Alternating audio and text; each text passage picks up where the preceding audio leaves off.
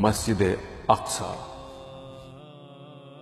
زمین پر دوسری مسجد، مسلمانوں کا پہلا قبلہ، حرمین کا تیسرا حرم، میدان حشر، نبی صلی اللہ علیہ وسلم کے سفر معراج میں گزرگاہ، انبیاء کی اجتماع گاہ، جس میں ایک نماز دیگر مساجد کی 500 نمازوں کے برابر ہے۔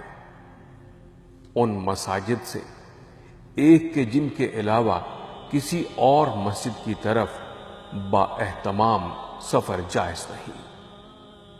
وہ مبارک حرم کہ جس کے انوار و برکات کی شہادت اللہ رب العزت نے سورہ بنی اسرائیل میں دی ہے۔ فرمایا، سبحان الذي أسرى بعبده ليلا من المسجد الحرام إلى المسجد الأقصى الذي باركنا حوله لنريه من آياتنا إنه هو السميع البصير۔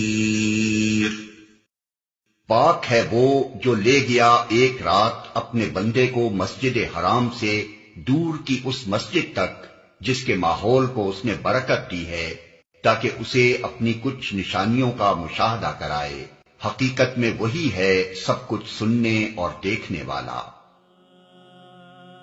وہ مقدس مسجد کہ جس کی تقدیس کی گواہی اللہ تعالی نے سورہ معاہدہ میں دی ہے۔ ایک حدیث کے مطابق وہاں نماز ادا کرنے والے کے گناہ معاف کر دیے جاتے ہیں۔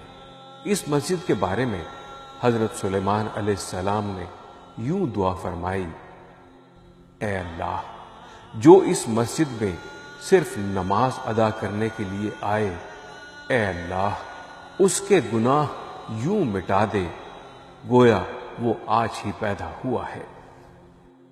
ابن ماجہ کی حدیث نمبر 1408 میں ہے کہ نبی اکرم صلی اللہ علیہ وسلم نے فرمایا، امید ہے کہ اللہ نے یہ دعا قبول فرمائی ہوگی۔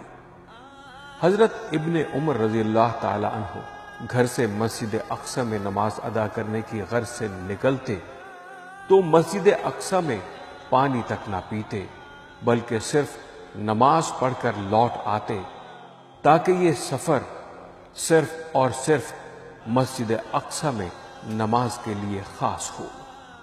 اس مبارک خطہ زمین کو حضرت عمر رضی اللہ تعالی عنہ نے فتح کیا، خود اس کی کلیدیں وصول کیں اور اسے ہر طرح کے شرک سے پاک کیا۔ تاہم صلیبی جنگوں کے دوران یہ صلیبیوں کے قبضے میں آ گیا، جنہوں نے مسجد کو استبل اور شاہی رہائش گاہ کے طور پر استعمال کیا۔ صلاح الدین ایوبی کی قیادت میں اسے پھر فتح کیا گیا اور دوبارہ اسے عزت و شرف سے نوازا گیا۔ افسوس کہ یہ مسجد عرصہ دراز سے یہودیوں کے قبضے میں ہے۔ اس فضیلت و اہمیت والی مسجد میں نماز ادا کرنے کی اجازت بھی کبھی مسلمانوں کو میسر ہوتی ہے اور کبھی مسلمانوں پر مسجد اقصی کے دروازے بند کر دیے جاتے ہیں۔ یہودی اس حرم کی حرمت کو پامال کرتے، مسلمانوں کو اذیت دیتے، قتل و غارت کرتے اور ان کے جذبات مشتعل کرنے کی حرکات کرتے رہتے ہیں۔ پچھلے دنوں یہودی فوج نے ایک دفعہ پھر مسجد اقصی کی حرمت پامال کرتے ہوئے اس میں اعتکاف کرنے والوں اور مسجد کے محافظوں پر حملہ کر دیا، جس سے مسجد کے بیشتر حصے کو نقصان پہنچا اور بہت سے نمازی اور معتکف زخمی بھی ہو گئے۔ آئیے سب مسلمان مل کر مسجد اقصی اور اہل فلسطین کے لیے دعا کریں کہ اللہ اس مقدس حرم کی جلد رہائی فرمائے اور امت اسلامیہ کو اس کی حمایت کی توفیق عطا فرمائے۔ آمین۔